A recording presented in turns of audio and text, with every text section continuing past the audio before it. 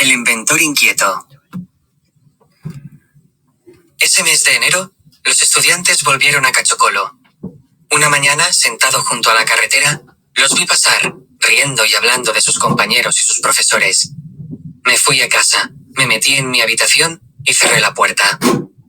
Yo seguía jugando a Bawo con los chicos, y cuando me preguntaban que cuándo volvería a la escuela, o alardeaban de sus calificaciones, o bien me callaba o bien les contestaba que prefería no hablar de ello. Pasados unos días, nadie volvió a preguntarme nada. Fue por aquel entonces cuando empecé a reparar en los fantasmas. No fantasmas como en los cuentos, sino chicos que habían dejado el colegio y que pasaban el día perdiendo el tiempo en el mercadillo. Los veía afuera de las tiendas, descalzos y harapientos, esperando algún trabajillo que les permitiera ir al bar a gastarse el dinero. Iban por la vida sin otro plan que conseguir algún ganiu de vez en cuando. Empecé a temer que yo fuera a convertirme en uno de ellos, que llegara un día en que mi molino de viento dejara de entusiasmarme, o que resultara demasiado complicado de mantener, y que mi vida se viera reducida a los campos de maíz y los bares. Era fácil alejarse de los sueños. Me enfrenté a esos pensamientos tratando de mantener una actitud positiva. Todas las semanas, regresaba a la biblioteca para seguir aprendiendo e inspirándome. Leía novelas, libros de gramática y practicaba mi inglés, además de seguir recurriendo a los habituales explicando la física, usar la energía y ciencias integradas, en busca de otras maneras de ayudar a mi familia. Como el molino había sido un éxito, sentía que tenía que hacer algo todavía más importante, y empecé a pensar en mí como en una estrella del reggae que tuviese que grabar otro nuevo éxito después de un número 1. Los fans estaban esperando, o eso pensaba yo, con que buscaba mi próxima gran idea en los libros. Muchas de las personas que venían a ver el molino decían que se parecía a una antena, y que bien podría fabricar una. Eso despertó mi curiosidad, y tras pensar un poco, fui a ver a Geoffrey para explicarle una idea.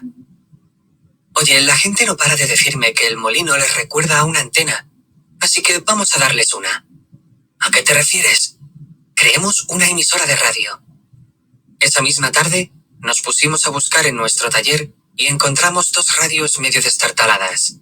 Quería poner a prueba una teoría. Una noche, semanas atrás, había habido una gran tormenta. Yo me encontraba en mi habitación, escuchando música en la radio, cuando se oyó un trueno y la señal se interrumpió durante un instante, como si el rayo la hubiese partido. Así que cogí los 2 aparatos. Sintonicé uno en una frecuencia en la que solo se oían interferencias, y el otro exactamente en la misma. Al hacer eso, la segunda radio dejó de sonar. ¿Acaso la frecuencia de la primera había interferido con la otra, como había hecho el rayo? De ser así, yo debía de poder poner mi voz encima de esa frecuencia y pasarla al otro aparato. Uno de esos aparatos era un pequeño reproductor de casete portátil con radio incorporada, así que puse el dial del primero en una frecuencia vacía y el otro en modo casete. Me di cuenta de que había unos cables que iban de los cabezales del reproductor a los altavoces, así que los desconecté de allí y los conecté al condensador del reproductor, que es lo que controla la frecuencia. Tal vez, en lugar de llegar al altavoz, la música podía pillar una frecuencia y transmitirse de un aparato a otro. Puse mi cinta de los Black Missionaries y dije, allá vamos. Apreté el botón de play y, como sospechaba, la música empezó a sonar en el otro aparato. El reproductor portátil era el transmisor, de modo que si tuviese varios aparatos sintonizados en la misma frecuencia, todos harían sonar a los Black Missionaries. ¿Cómo podría hacer lo mismo con mi voz, señor Geoffrey?, pregunté.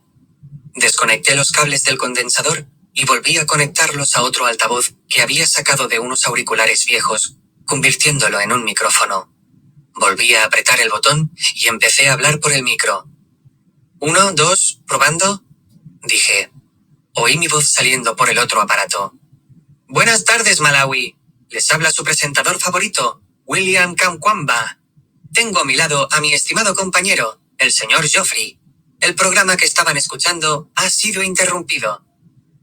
A partir de entonces, Geoffrey y yo nos pusimos a experimentar con nuestra modesta emisora.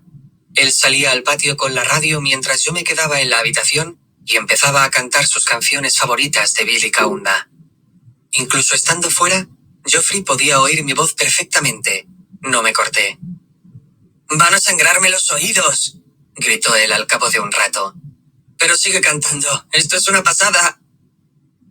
Cuanto más se alejaba él de mi dormitorio, más débil era la señal. A unos 100 metros desaparecía completamente, cosa que probablemente supuso un alivio para Geoffrey. Si tuviésemos un amplificador, podríamos transmitir a mayores distancias, dije. Geoffrey, no obstante, temía que nos detuvieran por interferir las ondas. La gente no dejaba de advertirnos de que tuviésemos cuidado o acabaríamos teniéndolas con la compañía eléctrica, pero a mí me parecía una tontería. Si las primeras personas que habían experimentado con grandes inventos, como radios, generadores o aeroplanos, hubiesen tenido miedo de que las detuvieran, nunca hubiéramos podido disfrutar de todas esas cosas. Que vengan a por mí, decía yo. Será todo un honor. No tardé en empezar a poner a prueba cualquier idea que se me cruzó por la mente. A lo largo del siguiente año, estuve todo el tiempo planeando o ideando algún nuevo proyecto. No obstante, si bien el molino y la radio habían tenido éxito, no pude decir lo mismo de otras empresas. El proyecto que más me entusiasmaba era el de bombear agua, cosa que había tenido en mente desde aquel día en la biblioteca. Igual que con el molino, primero diseñé una bomba experimental para familiarizarme con el concepto. Me basé en una imagen que salía en Explicando la física de una bomba estándar, que usa un pistón y una serie de válvulas para ir empujando agua hacia afuera. El mejor ejemplo eran las bombas de mano que mi madre y mis hermanas usaban en Wimbe para sacar agua. Mi objetivo era poner una bomba en el pozo que teníamos en casa, que no era más que un boquete de unos 12 metros de profundidad, del que sacábamos agua para lavar la ropa y para limpiar el suelo, puesto que no era potable. Hasta entonces, el único modo de sacar agua era con un cubo y una cuerda. Iba a necesitar una tubería lo bastante larga para llegar al fondo del pozo. Pocos días antes, me había tropezado con algunas tuberías de riego medio enterradas en el suelo del depósito de chatarra, así que cogí mi azada y me fui a desenterrarlas. La primera que saqué era una ancha tubería de plástico, que iba a usar para la parte exterior. La segunda era metálica y con un diámetro ligeramente menor, y resultaría perfecta para hacer de pistón. El señor Godsten me soldó una arandela en un extremo de la segunda tubería, dejando libre el agujero central. Alrededor de la arandela, pegué una gruesa tira de goma de neumático que hacía las veces de sello. Luego le pedí a Godsten que doblara la parte de arriba de la tubería para tener una especie de asa. Cuando la tubería metálica se movía hacia arriba y hacia abajo, creaba una especie de vacío dentro de la tubería de plástico. Si se movía para arriba, el agua entraba en la tubería exterior, y si se movía para abajo, el sello de goma se abría y empujaba el agua hacia la superficie, haciéndola pasar por un agujerito y llenando el cubo. El problema era que la válvula de goma creaba demasiada fricción contra la tubería de plástico. Mi madre, mis hermanas y otras mujeres trataron de usar la bomba, pero se dieron cuenta de que resultaba demasiado complicado. No consigo que se mueva, se quejó mi madre. Es como si estuviera atascada. Probé a engrasar la tubería, pero el agua fría del pozo hacía que la grasa no actuara como era debido, y no tardé en darme por vencido. La bomba había sido un fracaso, pero eso no fue nada comparado con mi intento de crear biogás. Como mencioné anteriormente, la deforestación hacía que en Malawi fuera cada vez más difícil encontrar madera para cocinar, y seguir intentándolo solamente agravaba el problema. Normalmente, una buena cosecha de maíz nos proporcionaba suficientes mazorcas secas para usar como combustible durante 4 meses. En cuanto se acababan, no quedaba más remedio que buscar madera. Además de ir a por agua a Wimbe, mi madre y mis hermanas recorrían a menudo los casi 4 kilómetros que había hasta el pequeño bosque de eucaliptos que había junto a Cachocolo, para coger madera que todavía estaba verde y que generaba un humo espeso y blanco sumamente molesto. Esa tarea requería cuando menos 3 horas. Un día me asomé a la cocina y vi a mi pobre madre revolviendo la olla de encima con los ojos entrecerrados y lágrimas corriéndole por las mejillas por culpa del humo. Todos los años, ella y mis hermanas acababan teniendo unos horribles ataques de tos. En Malawi, ese era un problema común entre todas las mujeres. Esos viajes al bosque cada vez duraban más, y la deforestación no hacía más que provocar más sequía y más inundaciones. Alguien debía acudir al rescate de nuestras mujeres y nuestros árboles. ¿Por qué no puedo ser yo?, pensé. Desde que había construido el molino, las mujeres me preguntaban si mi viento eléctrico ayudaba a mi madre a cocinar, pero la verdad era que no generaba suficiente voltaje para alimentar un hornillo eléctrico, y mucho menos un horno eléctrico convencional. Unas semanas antes, sin embargo, mientras hacía pruebas con cables y baterías, se me ocurrió una idea. Cogí una medida larga de hilo de cobre y le di 20 vueltas alrededor de una espiga gruesa, como las que usábamos para los techos y los cercos. Luego, conecté ambos extremos a una batería de 12 voltios y comprobé que se calentaba. En cuestión de segundos, el hilo de cobre estaba al rojo y la espiga se quemó. Fue un experimento muy sencillo, pero me hizo pensar que, quizás, algo parecido podía ayudarme a hervir agua. No podía colocar una olla de metal encima de una bobina de cable, porque dejaría pasar la corriente, y tampoco podía usar una olla de barro, porque pesaba demasiado y aplastaría la bobina. Así que fabriqué una especie de varita mágica usando un bolígrafo vacío. Esa clase de bobinas ya existían, y las había visto en el mercadillo, pero estaban alimentadas por la electricidad de la ESCOM. Conecté la mía a una batería de 12 voltios y la metí dentro de una olla llena de agua. En cuestión de 5 minutos, ya hervía. Aquello, sin embargo, era demasiado simple. Yo quería crear algo más complicado. Ciencias Integradas contenía una breve sección sobre energías alternativas, como la solar y la hidráulica, que yo ya había estudiado. También hablaba de algo llamado biogás, que se conseguía convirtiendo excrementos animales en combustible que podía usarse para cocinar. El libro describía el largo proceso requerido para obtener ese gas.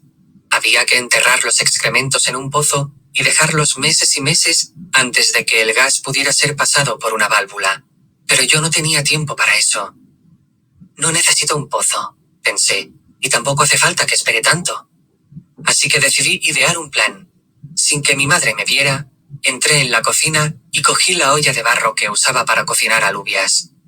Lo siguiente era conseguir materia orgánica, como el libro la denominaba, y no tenía que buscar muy lejos. La tía Chrissy tenía 2 cabras metidas en un cerco detrás de su casa, y el suelo estaba cubierto de sus heces, que tenían forma de bolitas oscuras. Cogí una bolsa, me aseguré de que nadie mirara, y salté el cerco. Recogí todo lo que pude y volví a la cocina. Mi madre estaba ocupada con el huerto, cosa que me daba tiempo de sobra para trabajar. Primero metí los excrementos en la olla y la llené de agua hasta la mitad, haciendo que las bolitas se hincharan y flotaran. Luego tapé la olla con una bolsa de plástico y pasé una cuerda alrededor del borde de la olla para sellarla. Para la válvula, corté el extremo de una antena de radio y pasé aquel tubito hueco por el centro del plástico. Por último, tapé el agujero con una caña. Las brasas que había dejado mi madre después de preparar el desayuno todavía estaban calientes, así que eché algunas mazorcas secas para avivar el fuego. Puse la olla encima y aguardé a que sucediera la magia. «Kamkwamba», me dije, «esta vez te has superado». Al cabo de unos instantes, el agua empezó a hervir. La bolsa se infló debido al vapor, pero la cuerda la mantuvo en su sitio. Esperé unos minutos más, sin apenas poder contener la excitación. Antes de poder sacar el gas, mi madre entró en la cocina. «¿Qué es ese olor?», exclamó. Biogás», balbuceé. Es horrible. ¿Qué tienes metido ahí dentro?» No tenía tiempo de explicárselo. Aquello estaba a punto de reventar, así que tuve que actuar rápido. Era el momento de destapar la válvula y encender el gas. Saqué el trozo de caña e inmediatamente surgió un chorro de gas grisáceo. Mi madre tenía razón. Aquello apestaba. Cogí una espiga seca que tenía a mano, la encendí, y a continuación, corrí hacia la puerta y aparté a mi madre. «¡Atrás!», grité. «Esto puede ser peligroso». «¿Qué?». Me asomé por la puerta, lancé la espiga hacia la válvula y me tapé los ojos para protegerme de la explosión. No obstante, lo único que tuvo lugar fue un pequeño chisporroteo inofensivo. No obtuve otra cosa que una espiga mojada y maloliente. Mi madre estaba furiosa. Me sacó de la cocina a gritos. «¡Mira lo que has hecho! Has echado a perder mi mejor olla. ¿A quién se le ocurre hervir caca de cabra? Espera que se lo cuente a tu padre». Traté de explicarle que solo trataba de ayudarla, pero no era el momento más indicado para ello. En 2006, cuando yo ya tenía 18 años, Malawi sufrió otra hambruna. Aquel año, gracias a un cambio de gobierno, mi familia había podido comprar algunos sacos de fertilizante. Al principio las lluvias llegaron como de costumbre. Sembramos los campos, esperamos a que las semillas germinaran, añadimos una cucharada de fertilizante y rezamos para que todo fuera bien. Llegado el mes de enero, las plantas, encantadas con tanta agua, nos llegaban a los tobillos y ya empezaban a salirles brotes. Sin embargo, justo cuando ya habían alcanzado la altura de las rodillas de mi padre, las lluvias cesaron por completo. Cuando el tubo debía estar listo, la mayoría de las mazorcas se habían arruinado. El gobierno se apresuró a prometer ayudas, pero la gente estaba cada vez más furiosa y preocupada. Cuando la hambruna, ocurrida entre los años 2001 y 2002, la gente había echado la culpa a los políticos corruptos que habían vendido las reservas. En esta ocasión, sin embargo, en lugar de culpar al clima, culparon a la magia, y todas las miradas se centraron en mí. La población todavía era muy supersticiosa, y varios incidentes que habían salido por la televisión habían avivado viejos miedos. Durante la otra hambruna, habían corrido rumores de vampiros que robaban y vendían partes de personas. Lo siguiente fue que una extraña bestia había aparecido en Dowa y había empezado a atacar pueblos. Había quien aseguraba que se parecía a una hiena, mientras que otros afirmaban que se trataba de un león con cara de perro. Esos supuestos ataques provocaron que mucha gente abandonara sus casas y buscara refugio en el bosque, donde en realidad estaba más expuesta a las agresiones de ese raro animal. La policía llevó a cabo búsquedas que duraban toda la noche, hasta que finalmente consiguió cercar a la bestia contra unos matorrales y abrió fuego sobre ella. No obstante, en lugar de morir, aquel ser se dividió en 3 animales distintos y desapareció entre la espesura. Los aldeanos convocaron a su singanga, que preparó una poción y roció con ella los árboles. A la mañana siguiente, el monstruo, no más grande que un perro, yacía muerto en la carretera. Luego se descubrió que aquel animal era producto de la magia. Un comerciante que estaba cerca de Dowa había comprado rayos y truenos a un brujo poderoso y se había negado a pagar. Como venganza, el brujo había enviado a un monstruo a atacar su aldea. Aquellas historias, si bien eran ridículas, no habían hecho más que aumentar el miedo que la gente tenía a la magia. Así que en 2006, cuando hubo otra hambruna a la vista, muchos volvieron a echarle la culpa a la magia. Un día de marzo, cuando ya habían pasado semanas desde la última vez que había llovido, unos nubarrones de tormenta aparecieron a lo lejos. «Mirad», dijo la gente aliviada. «Seguro que hoy llueve. Por fin estamos salvados». Pero en cuanto tuvimos las nubes encima, empezó a soplar un fuerte viento que nos llenó la boca y los ojos de polvo rojo, y que provocó varios tornados pequeños que atravesaron los campos, arrasando todo lo que encontraban a su paso. Al final, las nubes pasaron de largo y no cayó una sola gota de agua. Una vez que el sol abrasador volvió a brillar en el cielo, la gente se reunió afuera de mi casa y señaló al molino. Las aspas giraban con tanta fuerza que la torre se mecía de un lado a otro. «¡Mirad! El ventilador gigante ha alejado las nubes. La máquina del chico ha espantado a la lluvia. ¡Es un invento del diablo! ¡Es una torre para atraer a las brujas!». «Esperad un momento», dije. «Hay sequía en todo el país. Mi molino no tiene nada que ver con esto». «Lo hemos visto con nuestros propios ojos». Tuve miedo de que aquella gente regresara en cualquier momento y tirara abajo el molino, o algo peor, así que pasé la semana sin salir de casa. Incluso detuve las aspas durante el día para no levantar más suspicacias. La gente del mercadillo habló con Gilbert. «Dinos la verdad, ¿es cierto lo que dice él de su viento eléctrico? ¿O tu amigo es un brujo?» «No es ningún brujo», contestó Gilbert. «Esa máquina es un molino de viento, fruto de la ciencia. Yo lo ayudé a construirlo». «¿Estás seguro?» «Pues claro. Vosotros también lo habéis visto». Muchas de esas personas incluso habían usado el molino para cargar sus teléfonos móviles. Pero echarme la culpa a mí les servía para sobreponerse a sus temores ante una posible hambruna. Afortunadamente, el gobierno no tardó en intervenir y distribuyó toneladas de maíz a los mercados. Unos meses más tarde, varias organizaciones humanitarias ofrecieron más ayuda. Nadie pasó hambre ni murió a causa de ello. Se había evitado una catástrofe, pero había quedado patente el atraso en el que estaba sumida la población. algo que sigue resultando frustrante a día de hoy. 14. El mundo descubre Wimbe.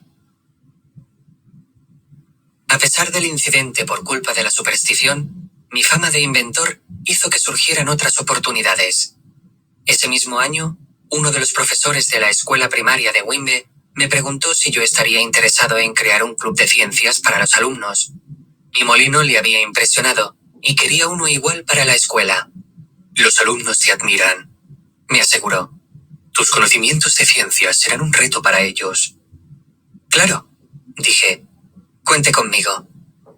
El molino que construí para la escuela fue mucho más pequeño, casi como había pasado con mi primer experimento con una radio. Para las aspas, usé uno de los cubos metálicos donde metíamos el maíz, y como generador, el motor de una radio. Lo sujeté todo a una rama de eucalipto, y conecté los cables a mi vieja radio portátil Panasonic. Lo hice todo una mañana, a la hora del recreo, mientras los niños jugaban a fútbol. En cuanto conecté los cables, el patio se llenó de música, cosa que causó no poco revuelo entre los alumnos. Aquel molino no solo les permitía escuchar música y noticias, sino que también podían cargar los teléfonos móviles de sus padres. Todas las mañanas, les explicaba los fundamentos de la ciencia y les facilitaba algunos ejemplos comunes de innovaciones sencillas, como por ejemplo, que la tinta se hacía originalmente con agua y polvo de carbón. También les enseñé el experimento del vaso y el cordón que salía en mis libros, un ejemplo ilustrativo de cómo funcionaba un teléfono, y les mostré que yo había construido todo con materiales de uso cotidiano. A nuestro alrededor tenemos montones de cosas que pueden reutilizarse, les dije. Donde otros ven basura, yo veo oportunidades. Tenía la esperanza de conseguir despertar algo de curiosidad en ellos, porque si lograba enseñar a otros a construir molinos de viento, pensé, ¿qué otras cosas podíamos llegar a construir juntos? La ciencia nos permite inventar y crear, continué. Fabricar cosas nuevas que nos faciliten el día a día. Si entre todos inventamos algo que mejore nuestra calidad de vida, podemos cambiar Malawi. Más tarde averiguaría que el molino había inspirado de tal manera a algunos de los alumnos que habían hecho juguetes basados en él. Imaginé qué ocurriría si todas esas miniaturas fuesen de verdad. Si todos los hogares y los comercios de Wimbe contaran con su propio molino de viento. De noche, el valle al completo brillaría como un cielo lleno de estrellas. Proporcionarle electricidad a mi pueblo ya no parecía el sueño de un loco. A principios del mes de noviembre de 2006, varios empleados del programa Malawi de preparación de profesores se encontraban visitando la biblioteca de la escuela primaria de Wimbe, cuando repararon en el molino que había en el patio. Le preguntaron a la señora Sikelo quién lo había construido, y ella les habló de mí. Uno de ellos llamó a su jefe, el doctor Hartford McCasey, y le explicó lo que había visto. Unos días más tarde, el doctor McCasey condujo 5 horas hasta Wimbe, y se quedó todavía más sorprendido cuando llegó a mi casa y vio el molino que teníamos allí. Saludó a mi padre y le preguntó si podía conocer al chico que lo había construido. Ahora mismo, contestó mi padre, llamándome. El doctor McCasey era un hombre mayor, de pelo canoso, y mirada amable y paciente. Cuando hablaba, uno se daba cuenta de que su dominio de la lengua era impresionante. Yo nunca había oído hablar tan bien chichewa a nadie, y cuando usaba el inglés, era pura elocuencia. Me preguntó por el molino, y cómo se me había ocurrido construirlo. Cuéntamelo todo, dijo. Le conté la misma historia que ya había explicado 100 veces, y luego le mostré la instalación eléctrica y el funcionamiento de los interruptores y el cortacircuitos. Él, mientras tanto, escuchaba atentamente, asintiendo y preguntando cosas concretas de vez en cuando. Estas bombillas son muy pequeñas, observó. ¿Por qué no usan